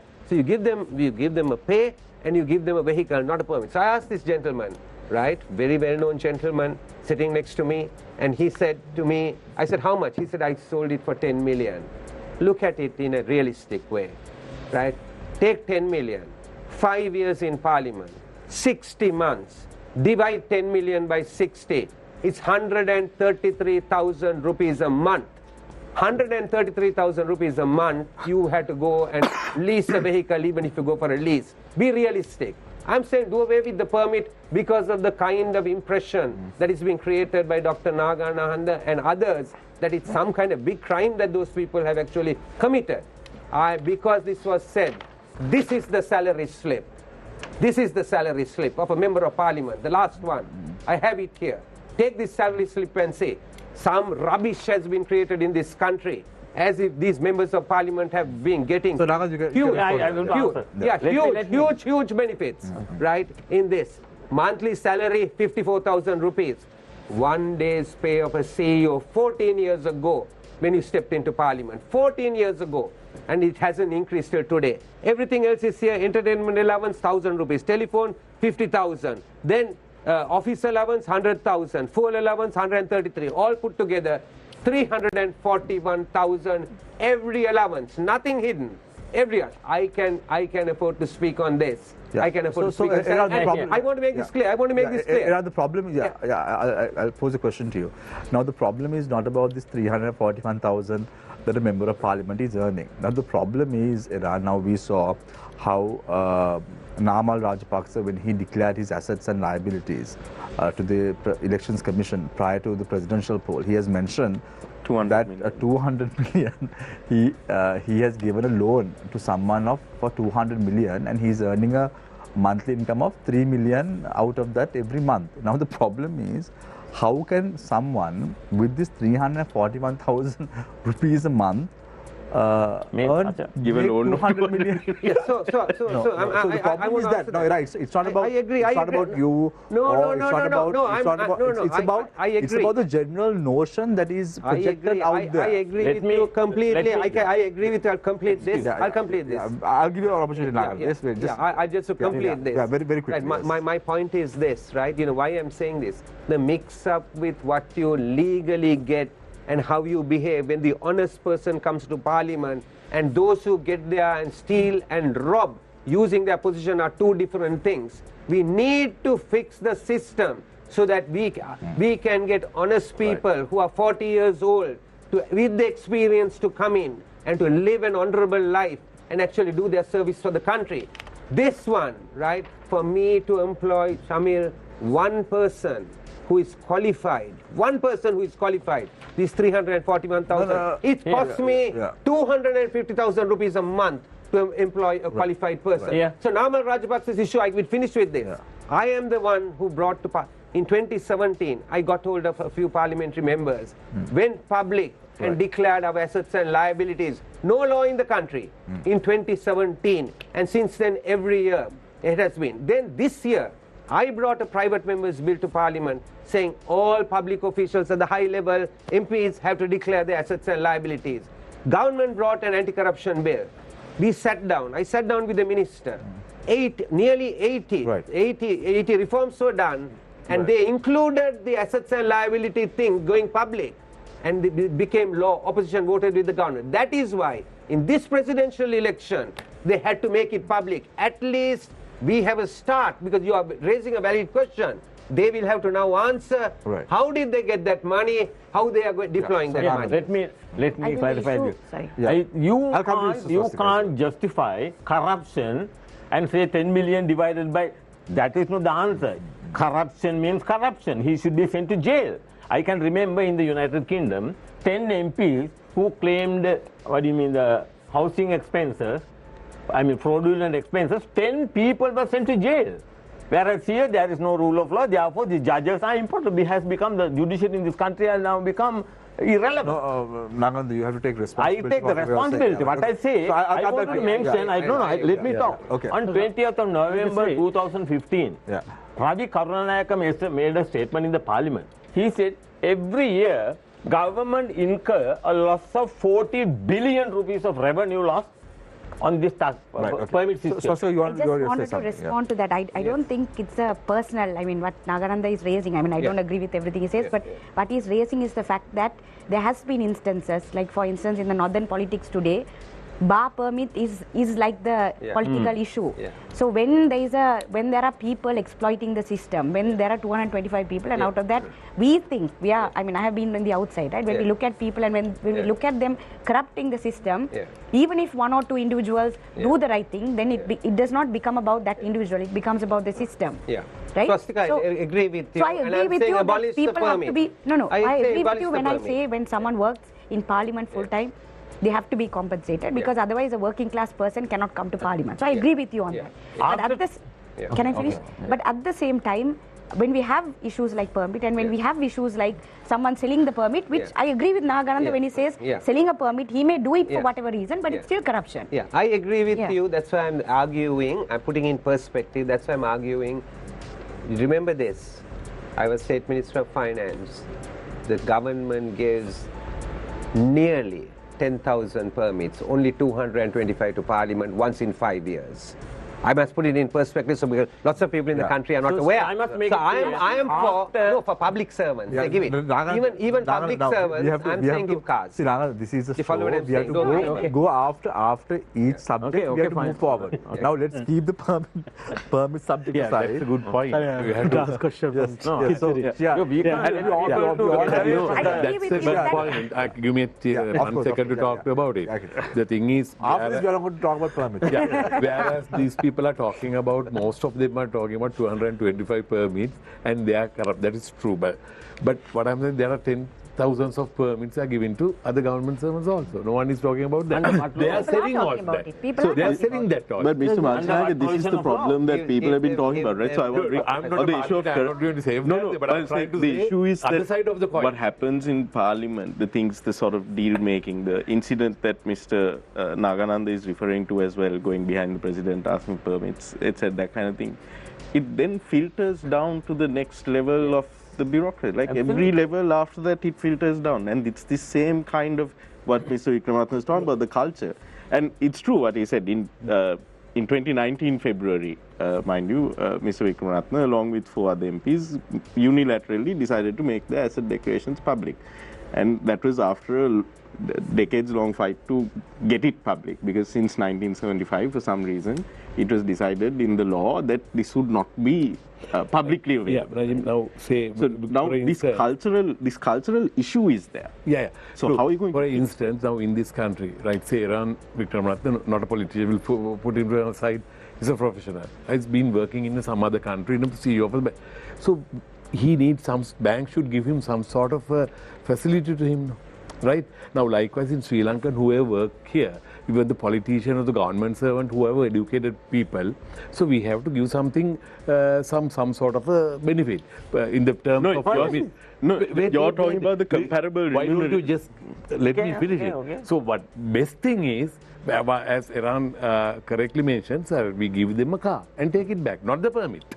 Right? That's I'm agreed with You that. make them efficient. That's all I'm exactly. saying. And also, I think this is tied together So with the that means now this is basically anger. So there's an anger against parliamentarians who are not parliamentarians. Others have some anger. These people are getting permit. These people are getting. but the cultural But I'm issue- trying to say is I can remember my uncle was a MP in 1977. Right, so he got as soon as getting to the parliament, he got a jeep, the Mitsubishi jeep. He is the only vehicle he had at that time. Even he has a Morris Minor car, which you can't go in the electorate, but he uses this vehicle to go into the electorate everywhere and for all the. He uses till 89. So 89 only this new permit issue came and it's got a little bit of. So Mr. Manchanayake, I agree. I think that public representatives especially, there needs to be a proper remuneration. It needs to be properly regulated, whether it's a car allowance like they do in the private sector, and plus I think that the base salary itself is ridiculously low. But besides that, there is a principle here as well. I think that's what Mr. Kodithuwakku is referring to as well. There is the principle of, if you feel that as an honest MP, you feel that this is not right, selling this permit and this thing, I should then just return it to the Treasury and instead in Parliament advocate for the reforms that are required. That's why we are But agree no with one that is- part. We other don't than want, for a handful of we are MPs, there are very few I'm MPs telling actually you, advocating we are also dead against the permit and been selling it. So But it we seems say to be we have that to give a everyone vehicle.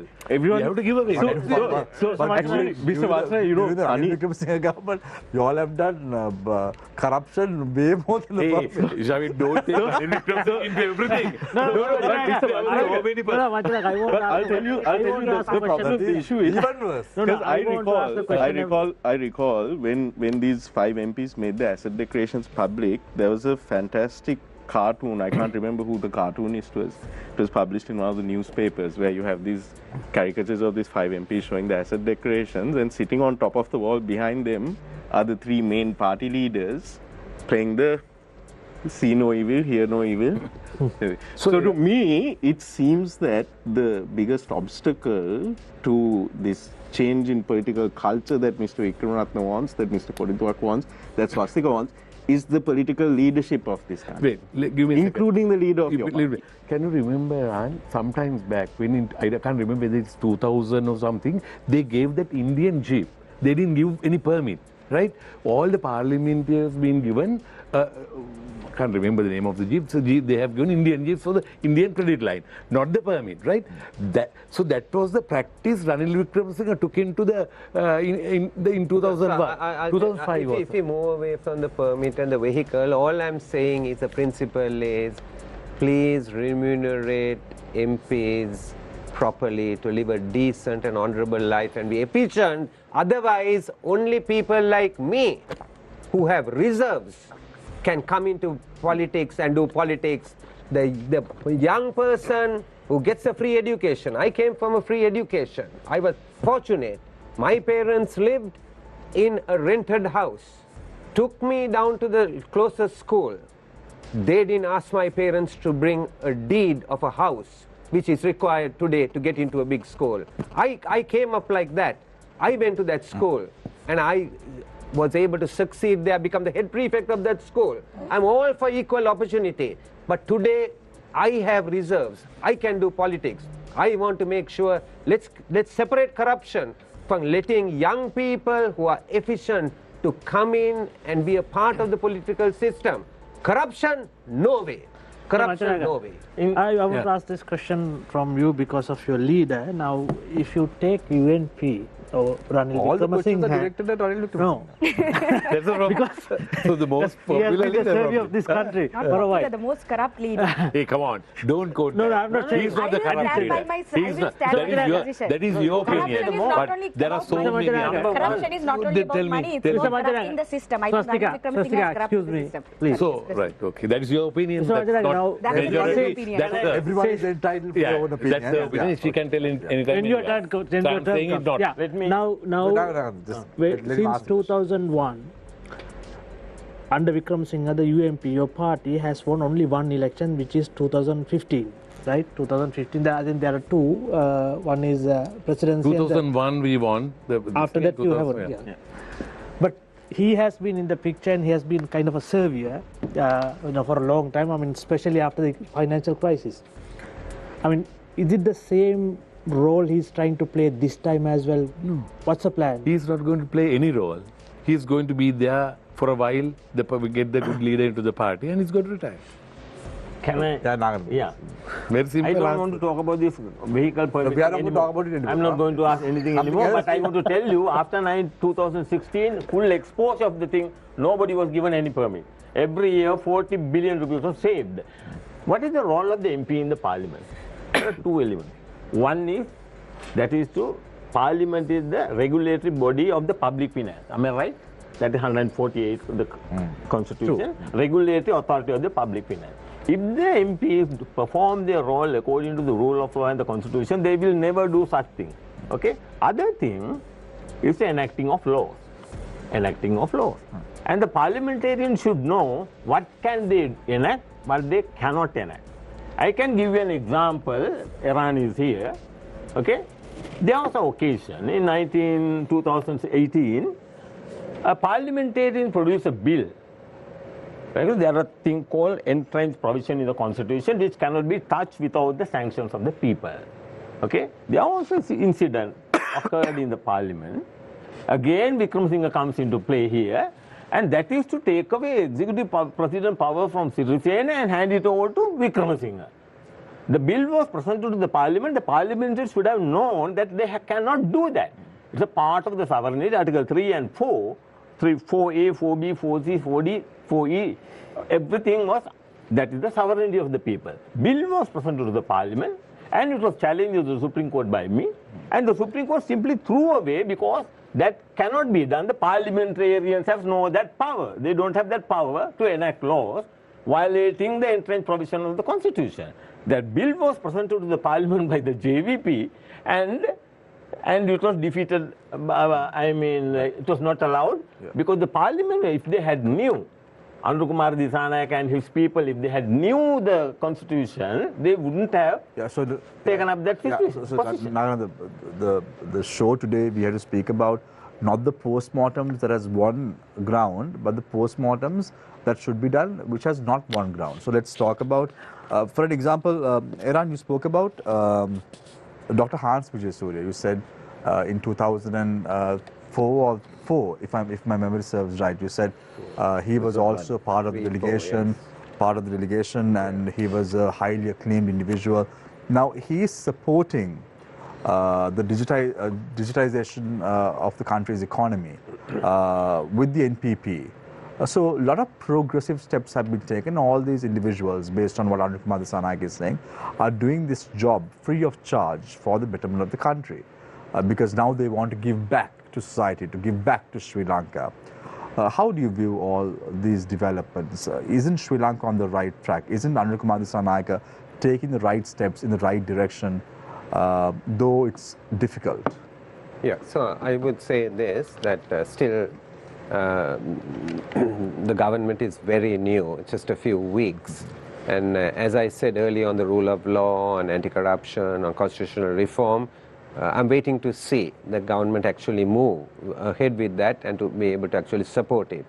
Then there are things in which statements are being made, and we are yet to see how they will actually translate into practice. But I would say this, because you specifically mentioned Dr. Hans Vijay Surya and the digitalization.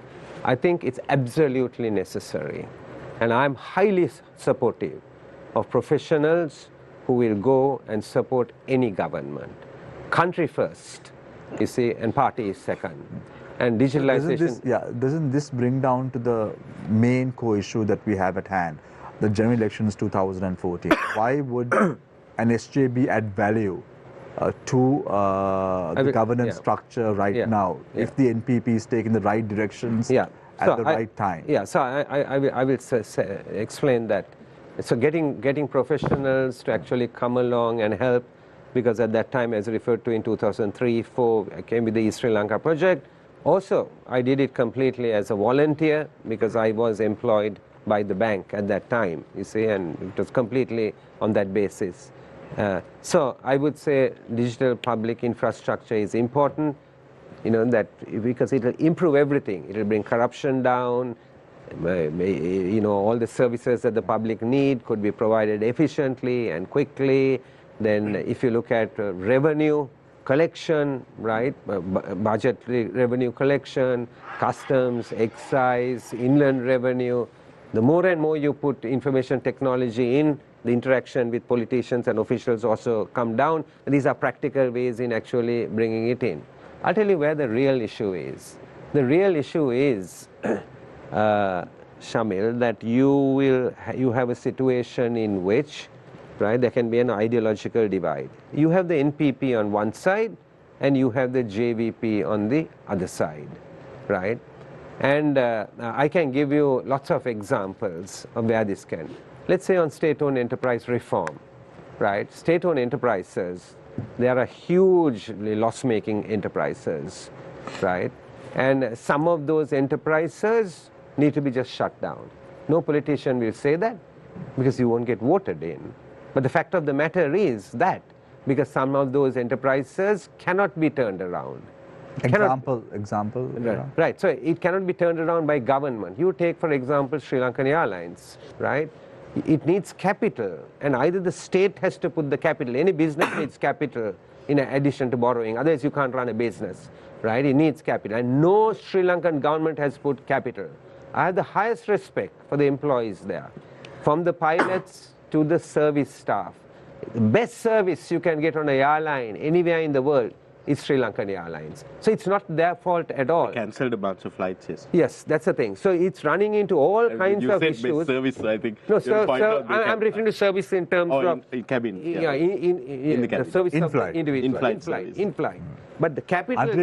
Until it's airborne, it's a big problem. Yeah, capital issues. No, they are capital business issues, really. They don't have the finances. They don't have the finances to run the company efficiently. Right, and therefore either government has to put the capital, or the government has to get a private-public partnership going, or the government has to put private sector capital to actually benefit from it. Mr. Wickramaratne, we know, like, during your tenure at the Ministry of Finance as well, and even now, there has been EOIs that have been submitted. There have been various bids that have been submitted, but a lot of these have been viewed as unrealistic. I think that most of the potential investors want the government to absorb all of the debt of Sri Lankan Airlines, which is, I can't remember the exact figure, but several billions. In this backdrop, you were careful to say that, look, the government can't turn it around, but should it actually be shut down because the government can't afford to absorb that debt either? There are two ways to look at it. If you take a completely financial and economics position, you say shut down. A report was written 5 years ago, Robin, as I was State Minister of Finance, all the experts, right? And one option is shut it down. The other option is if we take a political decision, not financial. Every decision in life is not financial. If we take a political decision that the country needs an airline, if we take a political decision, then we have to find an economics model which will support that decision. And we came up with an economics model that will support that decision, where government also plays a role, the private sector plays a role. Then we take the other businesses that are there, which are very profitable. The airline is only one. We have a profitable catering business, engineering business, ground handling business. There are various businesses. And then we look at it holistically. So I won't get into the details of that, but there are ways in which it can be done and which it should be done. So my point is this. My point on the economy, going back to what you were saying, is the philosophical clash. Some believe in this government, NPP and JVP, that the means of production and the distribution should be in the hands of the state. If that very hard view is taken, I could say that the internal issue is not going to come between government and opposition. It's going to come even if you have an NPP government, because there is going to be more than one view and there will be a clash of that view. Right? And so in other words, do you say the clash between NPP and JVP will have a real issue with the economy? No question about it. No question about it. That will emerge. It's only a matter of time. It's only a matter of time. Because you can't turn around these things and people have to be realistic. Till you sit, you can have a lot of theory. Till you sit on the chair and you have to actually make the economy go. Look at getting the economy going. You will need to attract investment. How are you going to attract the investment? First thing they will look at is country risk. If an investor is coming, they will want to see if they have an agreement between two Sri Lankan parties or they have an agreement with government, whether that agreement will be upheld based on judicial principles and no political interference. We're running short of time in this. Just one other topic that I want to cover. I just want to just highlight what Eran said about there are some decisions which have to be taken politically and not always financially. And once that political decision is taken, we have to find a model to sustain it through financial experts and so on. And I hope that our country takes that advice forward in terms of debt restructuring also. I just wanted to put it there. Okay. So I actually wanted to ask this question from Mr. Nagananda, because from the United National Freedom Front's leader and from the other three people here also who have been on Face the Nation in the recent past, we've sort of understood their position when it comes to self-determination, devolution of power. I want to understand your position on it, because you had previously advocated the constitution of your own drafting as well. Where do you stand on the issue of the 13th Amendment, devolution of power, self-determination? 13th Amendment, you know, the citizens of this country is fully aware, it was something forced on the parliamentarians. It was not enacted with the consent of the MPs. MPs were taken to parliament in buses and they were asked to raise their hand for the constitutional amendment. Therefore, I won't accept it as an amendment to the constitution. That is why all this time it was not fully implemented. This Sri Lanka is a republic, and the constitution very clearly say, Article 12(1), it very clearly say, people shall be treated equally and everybody is entitled to the equal protection before law. And the public finance also shall be... But the thing is whether it's happening in reality, right? And the reason that you have a lot of dissent from people in the north and east. I mean, there was an incident just last night as well in Chunakkam, I believe, of police brutality, right? So you're saying just because it's written in the constitution that all people should be treated equally, the reality is that people are not being treated equally. The reason is that... Even in the enforcement of laws like the PTA, the ICCPR, you can see the reality is people are not being treated equally. So then you need a solution for that. Yeah, solution is this. If the solution is not the 13th Amendment, what is the alternative? No. Alternative is, you know exactly what happened in Nagaland and Kashmir. Right? Within a country, they are trying to create another unitary state. Even in Sri Lanka, the Sumantiran very clearly say they want a unitary state for the north. Very clear words he has spoken to. I think he was referring to unitary. They are right in Sri Lanka. Article 2, Sri Lanka is already state overall. Yeah, but I don't think he said he has a unitary state. Do you know, when you're elected to Parliament on the 14th of November, yes, you are supposed to go on the 21st of November to Parliament. Yes. You're aware of it. Yes. You're going to be that member from the UNFF, correct, right? Yeah. So when you go to that on that day, you have to make an oath. Yeah. On the Constitution. The oath says to uphold and defend the Constitution of the Democratic Social Republic of Sri Lanka and to uphold the integrity. Yeah. Now, 13th Amendment of the Constitution is part of the Constitution of the country. Mm-hmm. So, you're not going to take that oath? No, I will tell you. I will give you a classic, the real answer. Yes or no? Listen, I will take... Are you going to take the oath? Constitution, just because you enact a law, if it is not acted in accordance with the Constitution, it is not law. Yeah, but now... It is not law. Don't think that, for example, right? the nationalists, although it is there in the Constitution, it is not law. It is already so part... Therefore, don't believe whatever there in the Constitution is law. Yeah, but then you want to... Now, you said there will be two members, one will be elected, one will be from the nationalist. Correct. So that nationalist seat you will withdraw. So since it is there, what that can is you why do? I'm saying But now that's the what 13th Amendment is there. What part can you of do? the Constitution of the country. I have to be realistic now. You have to be realistic, but you're not talking... Amendment, we will not support the 13th Amendment for the simple reason that will cause more and more problems. Let the people Sri decide. Lankan community only just... Yeah, so now let the people decide. Let the people decide who they want to vote for. Let's go on the final round. I want to give 2 minutes each because today is the final day prior to the elections are held. So there is a silent period for 2 days where people could make their choice to who they should vote for. So let them wisely decide whether they want to vote in or not. But I will give you 2 minutes to tell the people why they should elect you to Parliament. Okay. 2 minutes. My message to you, our party has proved its character through conduct. Please do understand, the parliamentarians have a limited role to play in the parliament. They cannot enact laws as they please. And also they are required and under the constitution to regulate the public finance with due respect and regard to the constitution. Unfortunately, for the last 76 years, it doesn't happen. So you are required, as the supreme body of the country, sovereignty includes everything.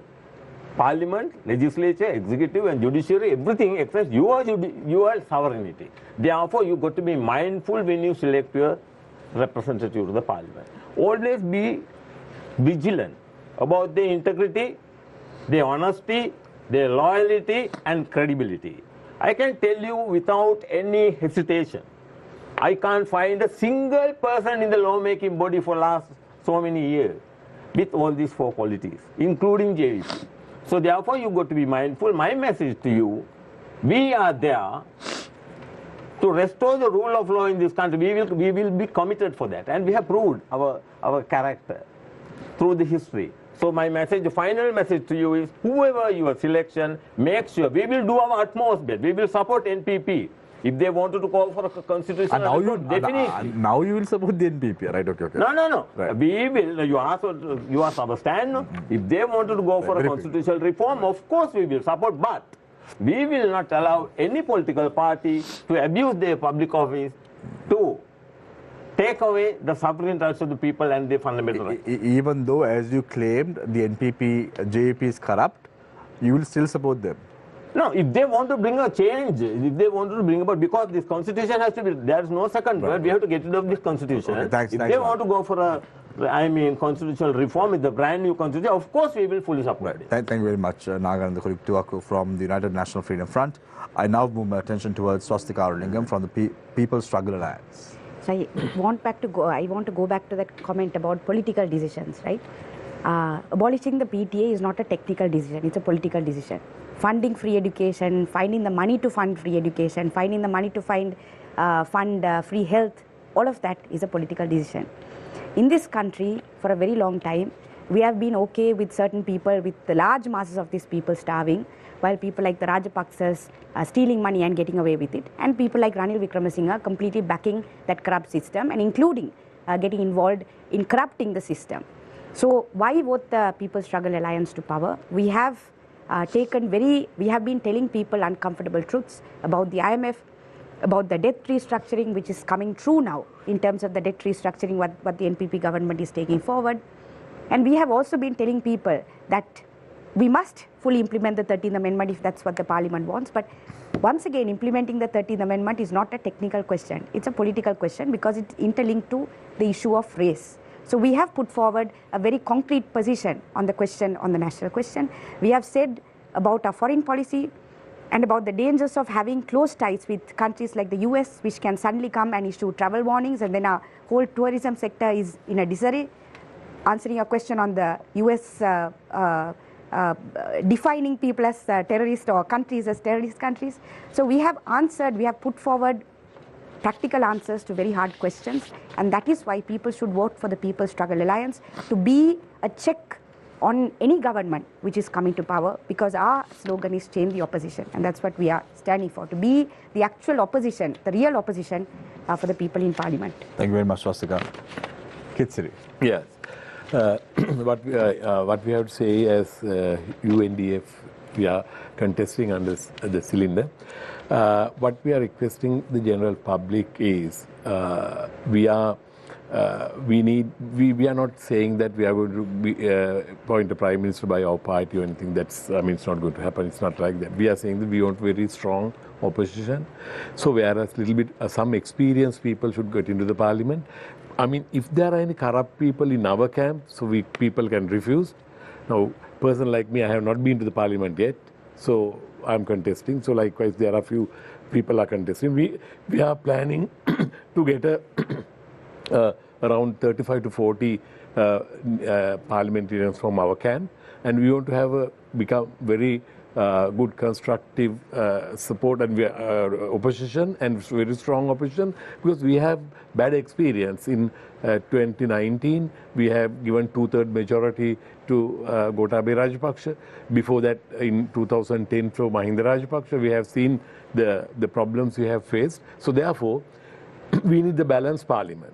So we need good people, educated people, experienced people. Now a bunch of newcomers are coming from Malimau, I feel. So to support them, we need sort of experienced, educated people from SJB, from our camp and all the other opposition. So our main thing is requesting general public to give us the opportunity to create a very strong opposition, and we can support the government when they are doing good things. If there are some bad things, we can oppose them, and we can be a good opposition for the next coming years. Very quickly, Kithsiri, addressing a political forum, Prime Minister Dr. Harini said that she doesn't want any advice from those who have robbed the central bank of the country. Again, other questions, again, Ranil Wickramaratne. So what I'm trying to say is, they can say anything. Like anyway, when you get into that chair, they can say, we don't want advice from this thing. Even when you are in the party, we also, even Ranil Wickramaratne also say the same thing. We don't want the, I mean, that is not true, and no, I mean, so central bank issue, I think Eran knows better than I do, but that is wrong. I mean, they can tell anything. This is just a word. Now, at the moment, they are doing what is Ranil Wickramaratne didn't know. NPP is doing, same thing is doing, only the change is face. Instead of Ranil Wickramaratne's face, Andhra Kumar's face is there. So they are practicing the same thing. So, I mean, while they are practicing Ranil Wickramaratne's thing, and they are saying, we don't take any advice from the central bank or whoever the people who robbed and all. But they are doing the same thing. Thanks a lot, Kithsiri. I now move my attention towards Eran Wickramaratne from the SJB. Yes, the SJB is running to actually form a government. Normally when you have a UNP president or SLP president elected, they will have a 40% base vote, and then they make the 50 by having maybe a 10 or 15% floating vote. But this president is elected on a very small party vote, and therefore most of the votes he has, about 30% of the votes he has come from the SLPP and other parties. So in the general election, I expect his vote base, the NPP vote base, to go down, because people in a general election look at your local representative, because you want to have a local representative. So my message to everyone else is, go to the polls and vote, because as that comes down, if we are there, relatively our share of the seats in parliament actually go up. And that's how we are going to actually form a government. And so please go to it. I would say to those who are voting for the UNP, this is not Eran Wickramaratne's race. I think let's be realistic. We have to be the alternative. And if we get together and you vote for us and we get a large number of seats, we will work with everybody else, basically take the country forward. There is basically an ideological divide. We will support the president on the rule of law. We will support him on his anti-corruption measures. We will work with him on constitutional reform and on the economy, which Sri Lanka is in a very, very precarious position on the economy. And therefore, we can't let it slip further. I said this story earlier when Gotabaya Rajapaksa was running for president, and the story was ignored. It only took 1 year. I think that if we mess up the economy, we can be in a grave crisis in a very short period of time, because we have still not come even to settlement on debt, and particularly on budget, and getting the economy to grow. If the economy is to grow, people need to have confidence in policies. They need to make sure that there is a good team behind it to actually know what to do and how to implement it. And that is very, very critical. So while we are going to support the president can support us, particularly in running the economy. I'm putting myself forward as well. Right? I come from an international banking experience as a vice president, and then I was CEO of a Sri Lankan bank. I was also founding chairman of the Information Communications Technology Agency of the country and promoting ICTA. And I have some political experience, never been a cabinet minister, though everybody imagines I have never been one, been state minister of finance, and we have a good team. It's up to you to decide what's best for the country. Okay, thank you very much, Eran Wickramaratne from this Samuk Janabal Vegya, Kithsiri Manchanayake from the United New Democratic Front, Swasthika Arulingam from the People's Struggle Alliance, as well as Nagananda Kodithuwakku from the United National Freedom Front. May the best person win and secure power on the 14th of November, and I look forward to seeing all of you in Parliament on the 21st when we come as reporters to report on parliamentary proceedings in its inaugural day. Thank you very much, Shihar. Thank you very much, Nadine, for joining us this evening on the show. Despite the demanding schedules you all have, today being the last day of campaigning, thank you very much, gentlemen and the lady, for joining us this evening on the show to articulate your position with regard to the next 5 years as far as Sri Lanka is concerned. On Wednesday, Face the Nation won't be aired. That's because it's a silent period where you should make your own decision when it comes to the elections. That is a statutory requirement. Henceforth, Wednesday night, we won't be airing Face the Nation. But I leave you tonight with a quote, as I always do. Democracy is based upon the conviction that there are extraordinary possibilities in ordinary people. And that is you. Take care and good night.